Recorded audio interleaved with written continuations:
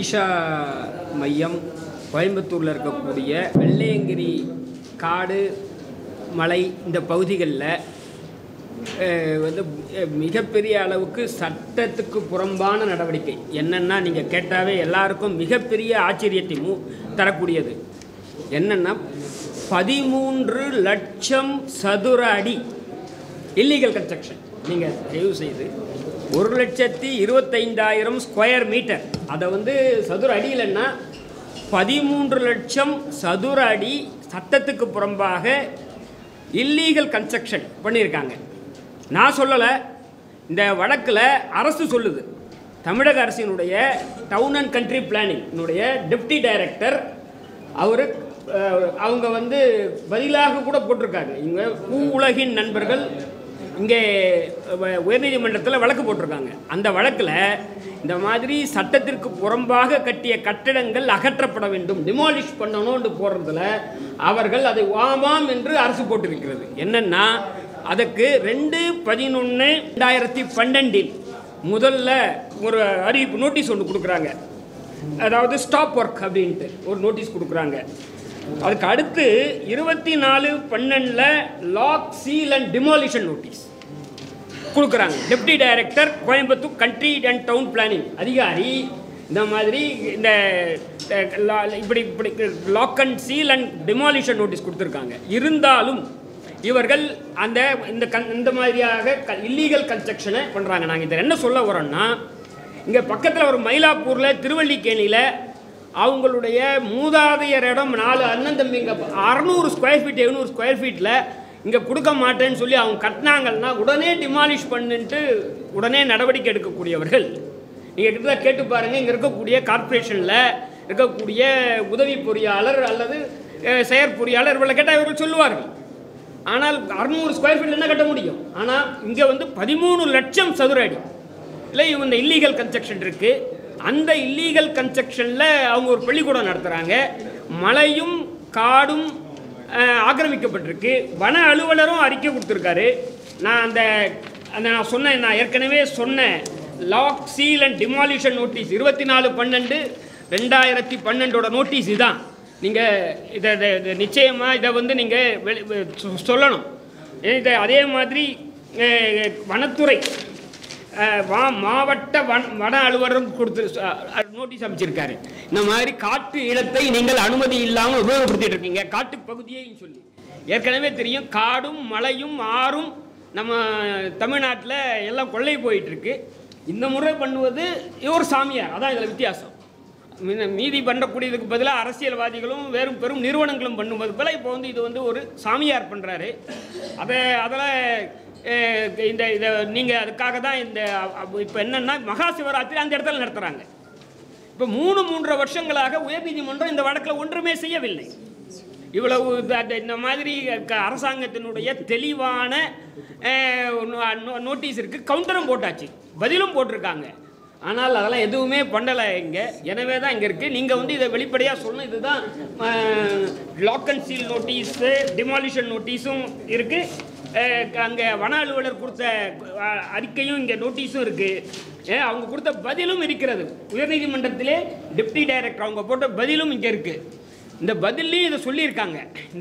இந்த வாசுதேவை பற்றி நமக்கு வந்து அவருடைய தனிப்பட்ட வாழ்க்கையை பற்றி இல்லை, நாங்கள் இவர்கள் ஒரு குற்றச்சாட்டும் சொல்லியிருக்கிறார்கள். அவருடைய மனைவி விஜி என்கின்ற விஜயலட்சுமியை கொலை செய்ததாக பெங்களூரில் ஒரு வழக்கு பதிவு செய்யப்பட்டிருக்கிறது. அந்த வழக்கில் எந்த நிலைமை என்று எங்களுக்கு தெரியாது என்று பூலகி நண்பர்கள் சொல்லியிருக்காங்க. அதுக்கு போட்ட ஈஷா மையத்தினுடைய பதிலில் அதை பற்றி மறுப்பில்லை. இந்த மாதிரி வழக்கே இல்லை என்றோ அல்லது இந்த வழக்கு முடிக்கப்பட்டு விட்டது என்றோ எதுவுமே இல்லை. அந்த அஃபிடவிட் இங்கே இருக்குது, நீங்கள் எல்லாம் பரிசீலனை பண்ணலாம். அதை விட முக்கியமானது என்னென்னா, அவர் சரி, அதை பற்றி நமக்கு வந்து அது ஒரு பக்கம் இருக்கலாம். அதை எதுக்காக சொல்ல வரேன்னா, இதையும் சொல்ல வேண்டும் என்பது தான். இவர்கள் சாமியாராக இன்று வலம் வந்து இருக்கக்கூடியவங்களுடைய ஒரு பின்னால் இருக்கக்கூடிய இந்த மாதிரியான விஷயங்களையும் வெளியே சொல்லி காமிக்கணுன்றது. அதுவும் ஒரு இல்லீகல் கன்ஸ்ட்ரக்ஷன், அன்ஆத்தரைஸ் கன்ஸ்ட்ரக்ஷன், அது 13 லட்சம் சதுர அடி. அங்கே இருக்கக்கூடிய காட்டு நிலங்கள் மலையில் இருக்கக்கூடிய அங்கே கட்டியிருக்காங்க, அங்கே ஒரு பள்ளிக்கூடம் நடத்துவதாக சொல்கிறார்கள். இப்போது அவசரமாக இங்கே கூட்டுறதுக்கான அடிப்படையான காரணம் மகா சிவராத்திரி. இப்போ விழா இருக்குது, அது 24ஆம் தேதி இன்னைக்கு நம்முடைய பாரத பிரதமர் திரு மோடி வருகிறார்.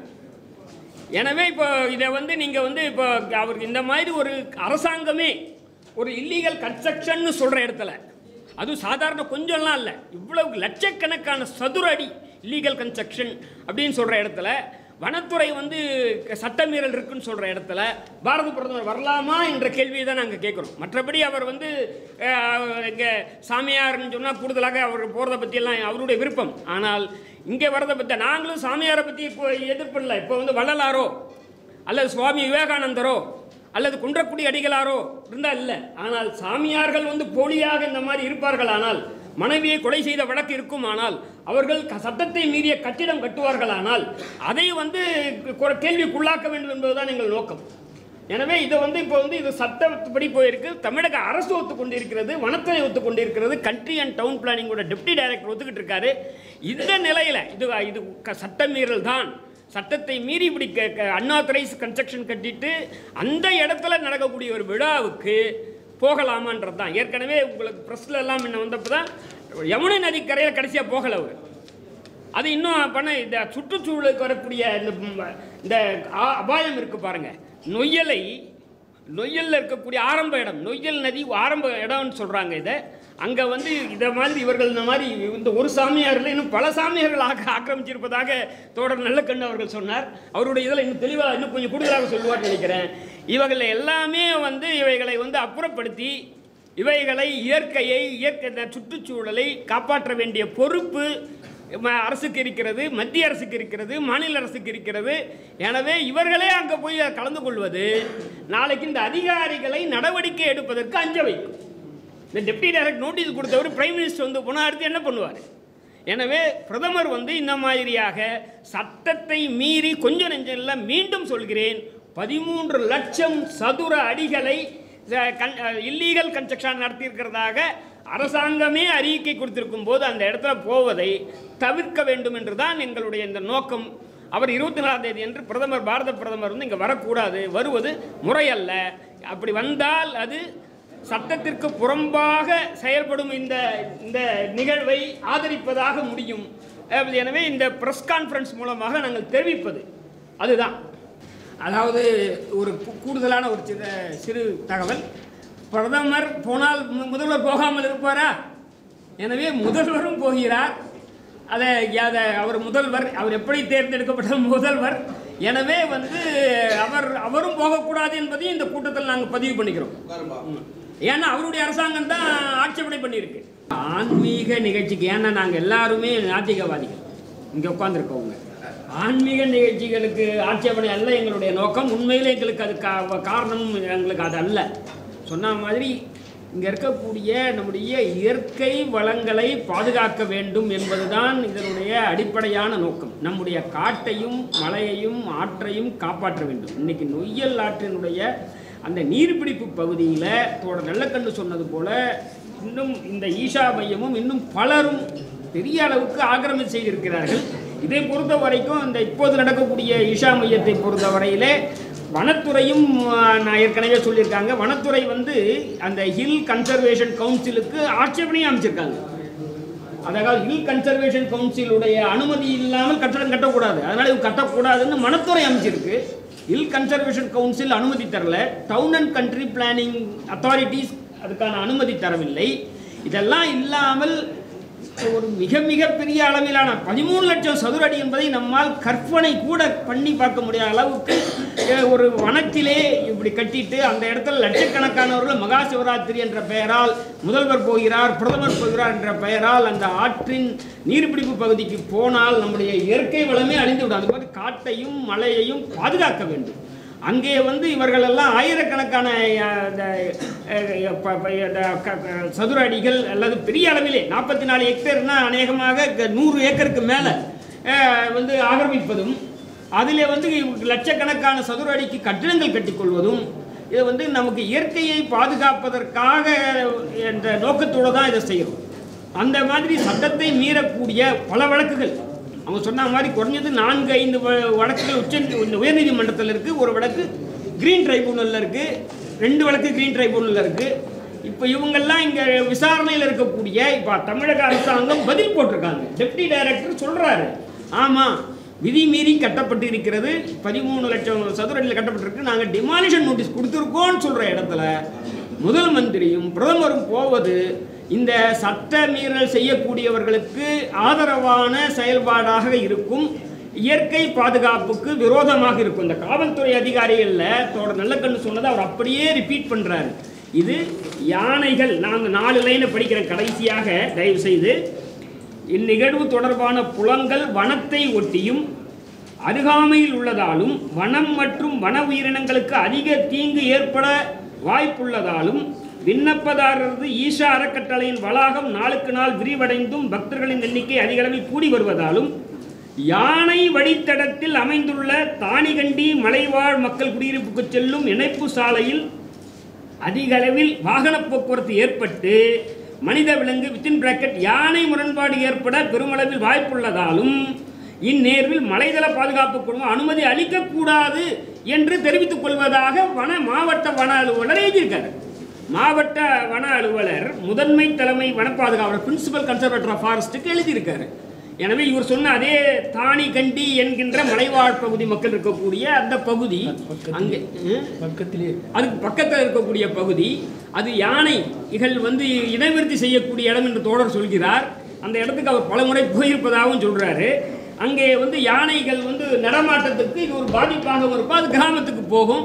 இயற்கையே காட்டையும் மலையையும் பாதுகாக்கணும் என்பது தான் எங்களுடைய நோக்கமாக சொல்கிறோம். அதே மாதிரி டெப்டி டைரக்டரோட டிமாலிஷன் நோட்டீஸ் 24/12 அதான் சொல்கிறாரு. ஆமாம், the construction of religious building and other buildings within the campus at premises அந்த சொல்லிட்டு so is an unauthorized one since it has been carried out without permission under section 47 capital A of Town and Country Planning Act. You are hereby called upon to restore the land to its condition before the said construction took place within 30 days from the date of this notice.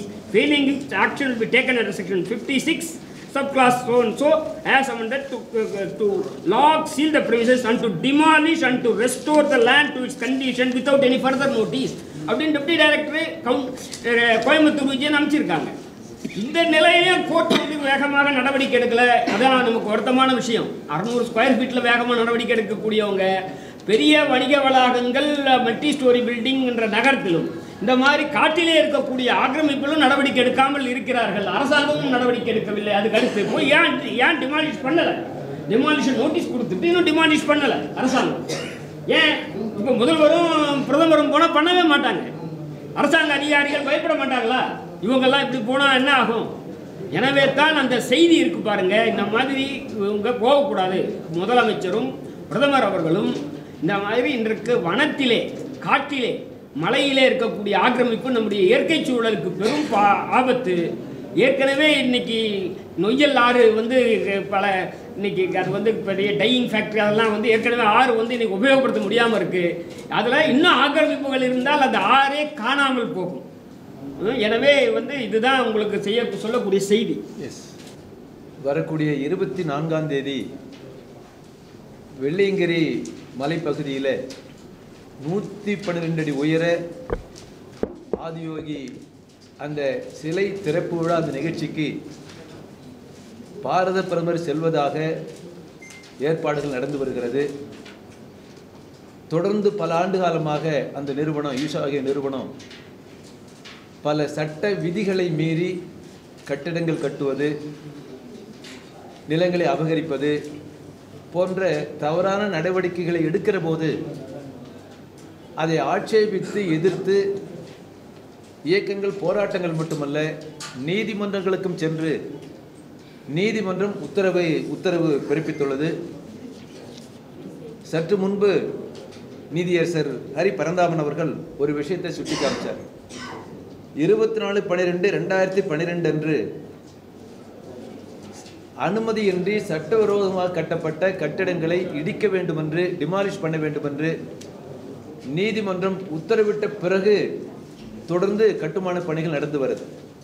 குறிப்பாக மலைதள பாதுகாப்பு குழுமம் அனுமதி பெறணும், அனுமதி பெறலை. தமிழ்நாடு பஞ்சாயத்து விதிகள் அடிப்படையில் town and country planning department அனுமதி பெறணும், அனுமதி பெறலை. மாவட்ட ஆட்சியர்கிட்ட அனுமதி பெறணும், அனுமதி பெறலை. இத்தகைய விதி மீறல்கள் நடந்திருக்கின்ற போது விதிகளை மீறி கட்டடங்கள் கட்டுவது நிகழ்ச்சி நடத்துவது வருகிற போது அத்தகைய நிகழ்ச்சிக்கு பாரத பிரதமர் செல்வது என்பது சரியாக இருக்காது. அந்த நிகழ்ச்சியில் நீதியரசர் சொன்னது போல மாநில முதல்வர் கலந்து கொள்வதும் சரியாக இருக்காது. சட்ட விதிகளுக்கு முரணாக செயல்படக்கூடிய தனிநபர் மீதோ நிறுவனத்தின் மீதோ நடவடிக்கை எடுக்க வேண்டிய இடத்தில் இருக்கக்கூடிய பிரதமரோ முதலமைச்சர் அவர்களோ அத்தகைய நிகழ்ச்சிக்கு செல்வது என்பது தவறான நடவடிக்கைகள் விதிமுறைகளை நியாயப்படுத்துவதாக ஆகிவிடும். குறிப்பாக அந்த பகுதியில் கடந்த காலத்தில் நில உச்சவரம்பு சட்டத்தின் அடிப்படையில் 44 ஏக்கர் நிலம் என்பது உபரி என்று அறிவிக்கப்பட்டு 44 ஹெக்டேர் நிலம் என்பது உபரி என்று அறிவிக்கப்பட்டு அது நிலமற்றவர்களுக்கு விநியோகம் செய்ய வேண்டிய அவசியம். அந்த நிலத்தை பினாமி பெயரில் ஈஷாகி நிறுவனம் என்பது கிரயம் செய்து அதை ஆக்கிரமிக்க முயற்சிக்கின்ற போது, ஃபென்சிங் வேலி போடுகின்ற போது அதை ஆட்சேபித்து சில வாரங்களுக்கு முன்னதாக பல அமைப்புகள் போராட்டம் நடத்தி ஆர்டிஓ விசாரணை என்பது நடந்து வருகிறது. அந்த 44 ஏக்கர் வருகிற போது சர்வே நம்பர் 1081/1C2 அந்த இடத்துல தான் எது இப்போ உங்களுக்கு வழக்கில் இருக்க விசாரணை நடந்து வருகிற அந்த இடத்துல தான் நீங்கள் யார் போனாலும் ஒரு ஆர்ச் என்பது கட்டப்பட்டிருக்கு. ஆகவே ஒட்டுமொத்தமாக இத்தகைய விதிமீறல்களை செய்யக்கூடிய ஒரு நிறுவனம் நடத்தக்கூடிய நிகழ்ச்சிக்கு பிரதமர் செல்வது என்பது பொருத்தமாக சரியாக இருக்காது. குறிப்பாக நாளைய தினம் அந்த அந்த வெள்ளியங்கிரி மலையில் பிரதமர் நிகழ்ச்சியில் கலந்து கொள்ளக்கூடாது என்று ஆட்சேபிப்பதற்காக தமிழ்நாடு தீண்டாமை ஒழிப்பு முன்னணி, அனைத்து இந்திய ஜனநாயக மாதர் சங்கம், பல தலித் அமைப்புகள் பிரதமருக்கு நீங்கள் வரக்கூடாது, நிகழ்ச்சியில் கலந்து கொள்ளக்கூடாது என்று கருப்பு கொடி காட்டு முடிவெடுத்திருக்கிறாங்க.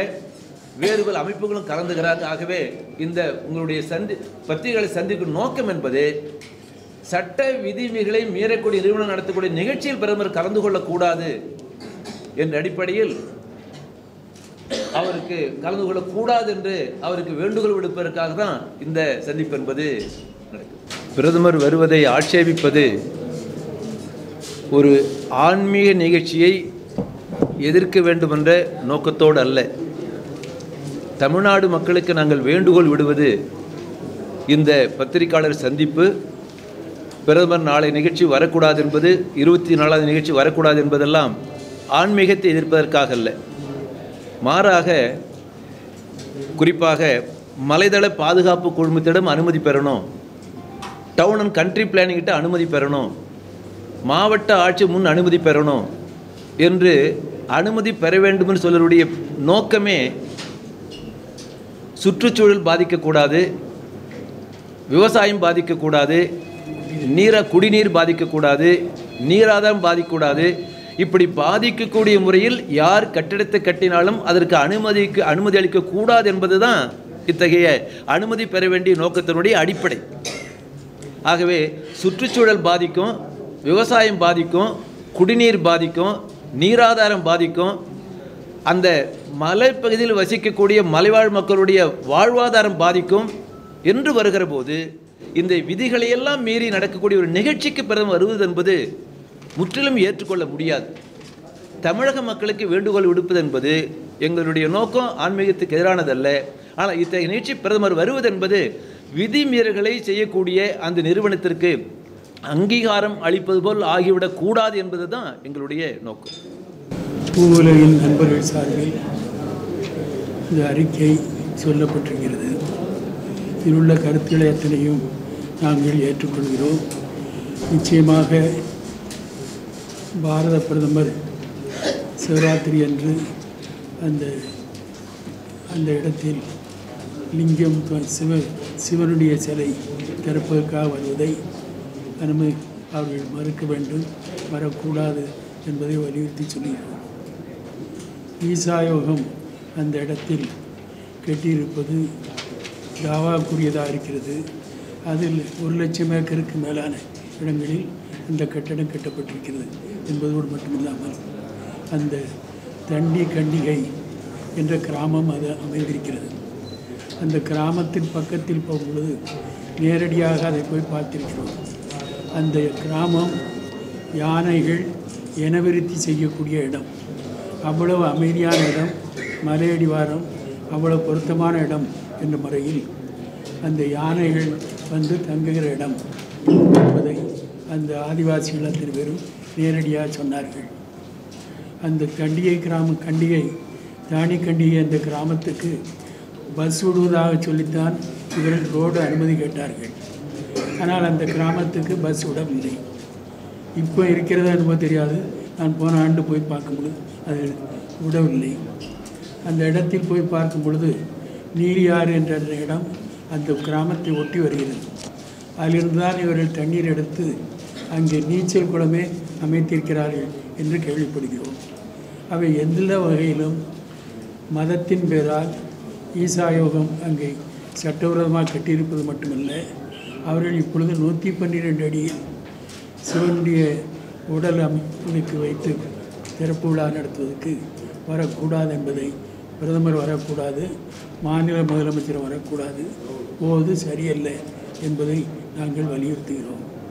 அதே நேரத்தில் அது நொய்யல் பகுதி. நொய்யல் என்பது தமிழ்நாட்டில் ஒரு நல்ல சிறந்த தண்ணீர் உள்ள இடம். சிறுவாணி தண்ணி என்பது ரொம்ப தமிழ்நாட்டில் உள்ள தண்ணீரிலேயே ரொம்ப இனிமையாகவும் சுகாதாரமாகவும் இருக்கக்கூடிய தண்ணீர். அதுதான் கோயம்புத்தூருக்கும் எல்லா இடத்துக்கும் தண்ணீர் வசதி கொடுப்பது அந்த இடம்தான். அதில் சுற்றி இவர்கள் இப்பொழுது ஈசா யோகத்தின் பெயரால் இவ்வளவு ஏக்கரை வளைத்து போட்டிருக்கிறார்கள். இதுவும் நீதிமன்றமும் தலையிட்டிருக்கிறது. அந்த மற்ற மலை சார்ந்த அந்த அமைப்புகளும் எதிர்த்து மாற்று தெரிவித்திருக்கிறார்கள். இவர்களை அனுமதித்து விட்டால், இதற்கு பிரதமரும் போய் அங்கீகரித்து விட்டால், இதை சுற்றி நொய்யலை சுற்றியுள்ள இடங்கள் ஒரு 10 பெரிய அமைப்புகள் அந்த இடங்களை அங்கே கட்டடங்களை கட்டியிருக்கிறார்கள். இந்த ஈசா யோகம் மாத்திரமல்ல, காருண்யா கல்லூரி அங்கே இருக்கிறது. அதே நேரத்தில் இன்னும் கொடிசியா அமைப்பின் சார்பில் சிறுநீர் துளிகள் என்ற அமைப்பில் ஆற்று கரையிலேயே, ஆற்று நீர்பிடிப்பு இடத்திலேயே ஒரு சுற்றுலா மையம் கட்டியிருக்கிறார்கள். அதே போல் ஆனந்தமாயி கல்லூரி இருக்கிறது, சின்மயா கல்லூரியில் இருக்கிறது. அவை 6 உற்பத்தியான இடங்களில் இவ்வளவு அமைப்புகளும் சூழ்ந்து அந்த இடங்களை ஆக்கிரமித்து விட்டால், தொழில்நகரமான நம்முடைய கோவைக்கும் தண்ணீர் வருவதில்லை, அங்கிருந்து திருப்பூருக்கும் தண்ணீர் வருவதில்லை. எல்லா இடங்களிலும் ஆதிக்கமுள்ள சக்திகள் ஆக்கிரமித்து கொண்டிருப்பதால் தண்ணீரே இல்லாமல் போய்விட்டது. இதை எதிர்த்துத்தான் தொடர்ந்து பல அமைப்புகள் அப்படி அதை எதிர்த்து வருகிறோம். இன்றைக்கு பூவுலக நண்பர் சார்பில் வழக்கம் போட்டிருக்கிறார்கள். இது வரவேற்கத்தக்கது. இந்த இடத்தில் நாங்கள் அவர்கள் சொல்வதும் நாங்கள் ஆதரிப்பதற்கும் காரணம் ஏதோ பிரதமர் வருகிறார் என்பதற்காக மட்டுமல்ல. அது சிவனுடைய முகத்த அளவுக்குள்ளதை 112 அடிக்கு வச்சு வரும்பொழுது சிவராத்திரியொட்டி லட்சக்கணக்கான மக்களும் அங்கே கூடுவார்கள். இதற்கெல்லாம் அனுமதித்து விட்டால் அந்த நீர்பிடிப்பு பகுதிகள் பூராவும் பாழாகிவிடும் என்பதை அந்த எச்சரிக்கையோடு தான் நாங்கள் கொடுத்துகிறோம். இதற்கு இடம் கொடுக்கக்கூடாது. சட்டத்துக்கு விரோதமாக கட்டியிருப்பது ஒன்று, இது மதத்தின் பெயரால் கட்டியிருப்பது சிலை. அதற்கு பிரதமர் வருகிறார். இதெல்லாம் வரும்பொழுது மற்ற அமைப்புகளும் நிலத்தை ஆக்கிரமிப்பு வரும்பொழுது நிச்சயமாக நம்முடைய இயற்கை வளங்கள் பூராவும் அழிந்து வருகிறது. இதற்கு துணை செய்யக்கூடிய முறையில் இவர் பிரதமர் வரக்கூடாது என்பதை வலியுறுத்துகிறோம்.